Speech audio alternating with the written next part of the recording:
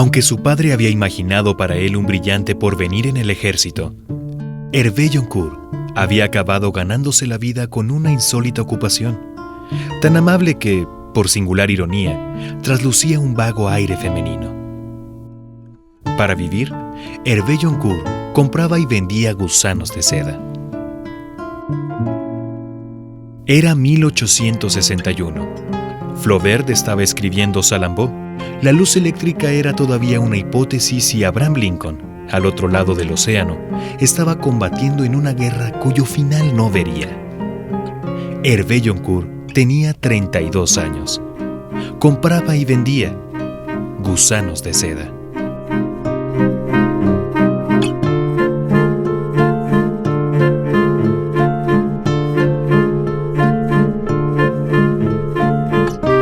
Red Radio Universidad de Guadalajara y Feria Internacional del Libro presentan Seda, novela original de Alessandro Barico, una producción de Cecilia Fernández y Gabriela Bautista. En el capítulo anterior de Seda, Hervé Joncourt decidió, en lugar de tener una prometedora carrera en la milicia, viajar hasta los confines del mundo para traer consigo los preciados huevecillos de seda que su amigo y mentor Baldaviu necesitaba para producir en Francia aquella prenda de delicada y sublime textura. Capítulo 2. El pelaje de un animal precioso.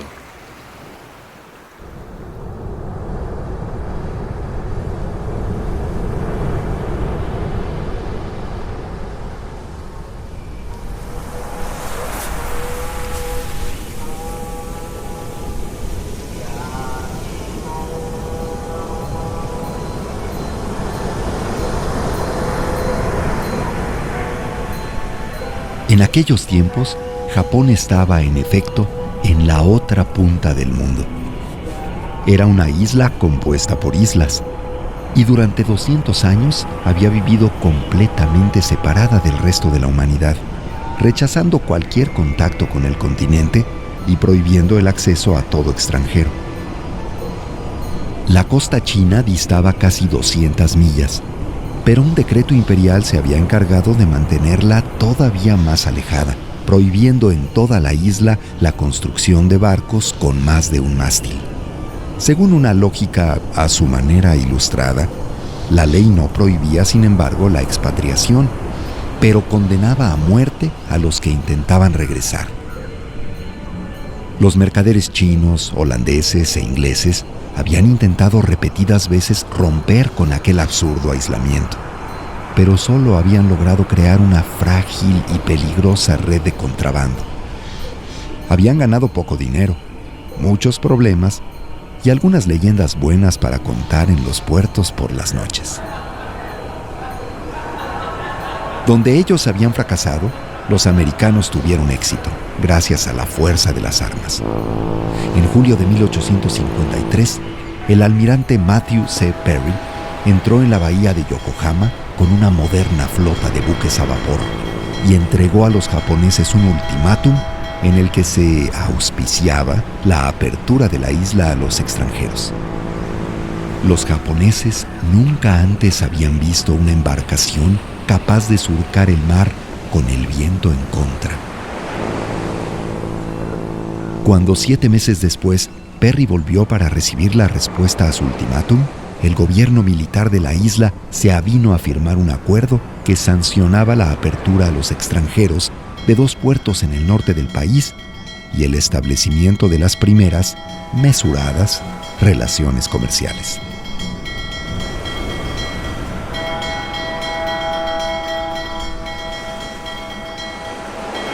El mar que rodea esta isla es desde hoy mucho menos profundo.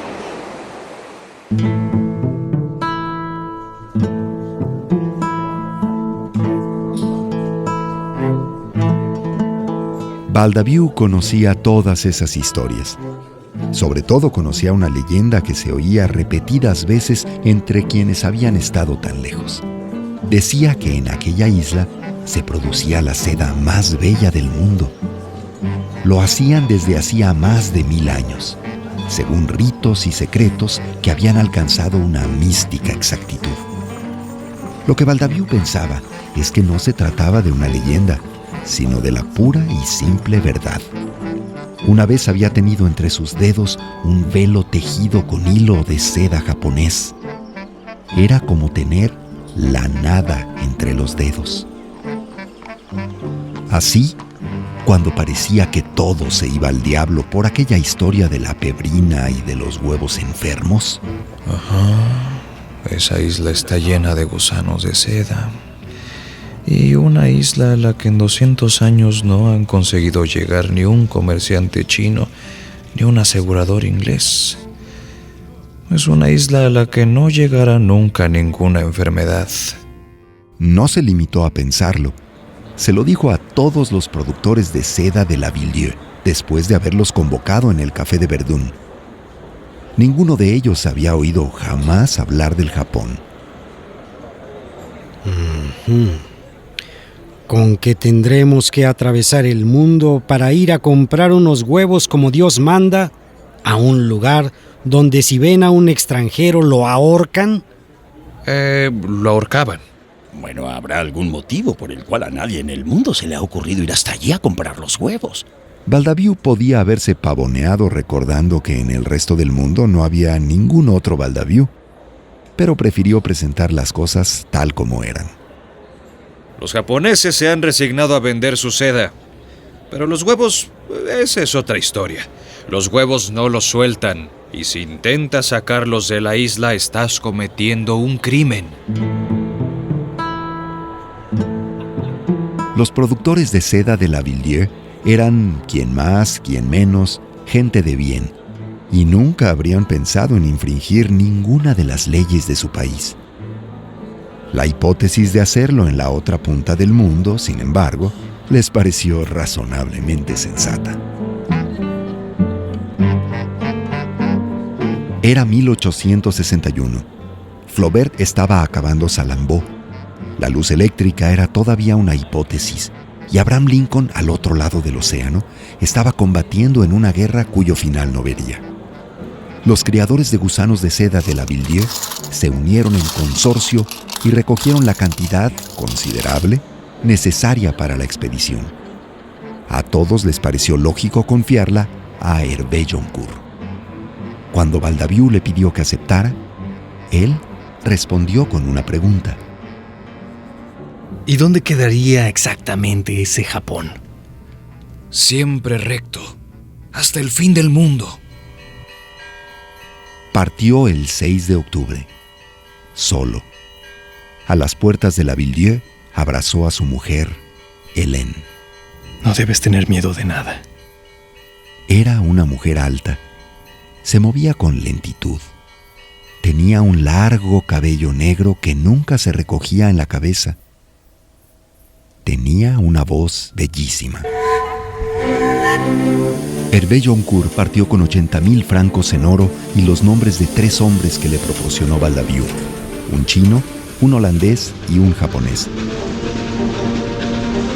Cruzó la frontera cerca de Metz, atravesó Württemberg y Baviera, entró en Austria, llegó en tren a Viena y Budapest para proseguir después hasta Kiev. Recorrió a caballo 2,000 kilómetros de estepa rusa, superó los Urales, entró en Siberia, viajó durante 40 días hasta llegar al lago Baikal, al que la gente del lugar llamaba mar.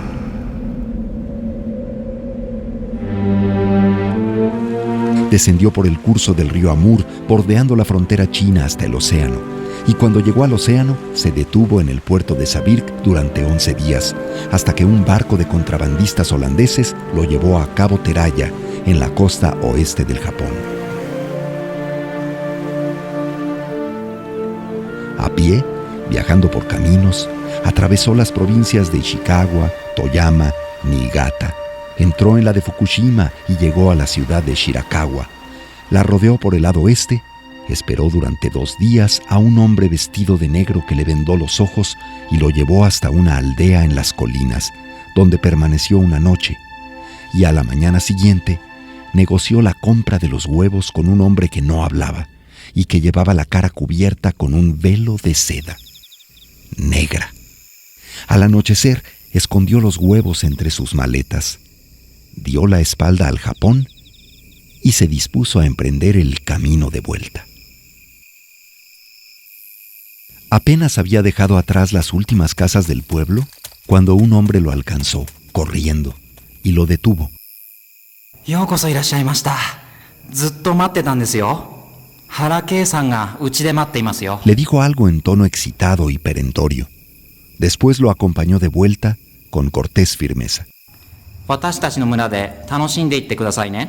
Hervé Joncourt no hablaba japonés, ni era capaz de entenderlo, pero comprendió que Harakei quería verlo.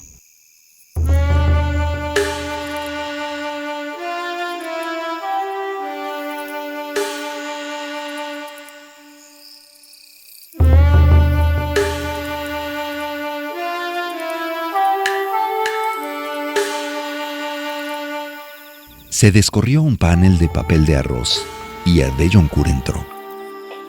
Harakei estaba sentado con las piernas cruzadas en el suelo, en la esquina más alejada de la habitación. Vestía una túnica oscura, no llevaba joyas. El único signo visible de su poder era una mujer, tendida junto a él, inmóvil, con la cabeza apoyada en su regazo, los ojos cerrados, los brazos escondidos bajo el amplio vestido rojo que se extendía a su alrededor, como una llama, sobre la estera color ceniza. Él le pasaba lentamente una mano por los cabellos. Parecía acariciar el pelaje de un animal precioso y adormecido. Hervé Joncourt atravesó la habitación, esperó una señal del anfitrión y se sentó frente a él. Permanecieron en silencio, mirándose a los ojos. Entró un sirviente imperceptible y dejó frente a ellos 2 tazas de té. Después desapareció en la nada.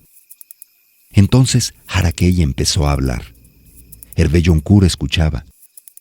Mantenía sus ojos fijos en los de Harakei y solo por un instante, casi sin darse cuenta, los bajó hasta el rostro de la mujer. Era el rostro de una muchacha joven. Volvió a levantarlos. Harakei se detuvo, levantó una de las tazas de té, la llevó a los labios. Intente explicarme quién es. Al hombre más inexpugnable del Japón, al amo de todo lo que el mundo conseguía arrancar de aquella isla, Hervé Joncourt intentó explicarle quién era. En la habitación todo estaba tan silencioso e inmóvil que pareció un hecho desmesurado lo que acaeció inesperadamente, y que sin embargo no fue nada. De pronto, sin moverse lo más mínimo, aquella muchacha abrió los ojos. Hervé Joncourt no dejó de hablar, pero bajó la mirada instintivamente hacia ella y lo que vio, sin dejar de hablar, fue que aquellos ojos no tenían sesgo oriental y que se hallaban dirigidos con una intensidad desconcertante hacia él, como si desde el inicio no hubieran hecho otra cosa. Hervé Joncourt dirigió la mirada a otra parte con toda la naturalidad de que fue capaz, intentando continuar su relato sin que nada en su voz pareciera diferente. Se interrumpió solo cuando sus ojos repararon en la taza de té posada en el suelo frente a él. La cogió con una mano, la llevó hasta los labios y bebió lentamente. Reemprendió su relato mientras la posaba de nuevo frente a sí. Francia, sus viajes por mar, el perfume de las moreras en la Ville, los trenes de vapor, la voz de Hélène.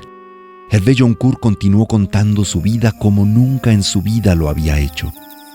Aquella muchacha continuaba mirándolo con una violencia que imponía a cada una de sus palabras la obligación de sonar memorables. La habitación parecía ahora haber caído en una inmovilidad sin retorno, cuando de improviso y de forma absolutamente silenciosa, la joven sacó una mano de debajo del vestido deslizándola sobre la estera ante ella.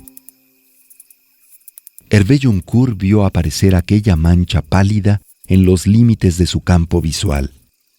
La vio rozar la taza de té de Harakei y después, absurdamente, continuar deslizándose hasta asir sin titubeos la otra taza, que era inexorablemente la taza en que él había bebido, alzarla ligeramente y llevarla hacia ella.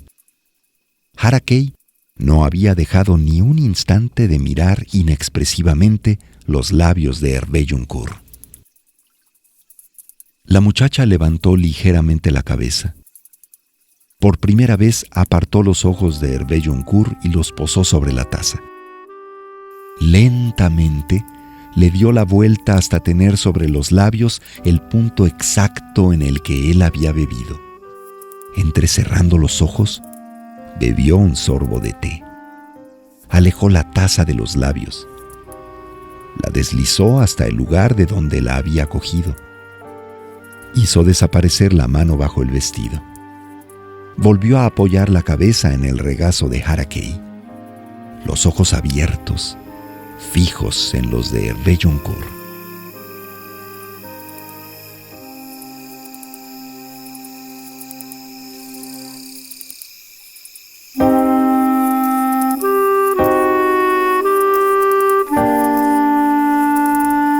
En el próximo capítulo de Seda, Hervé Joncourt tendrá su primer enfrentamiento con el enigmático Harakei y la bonanza invadirá a la villa de La Villedieu.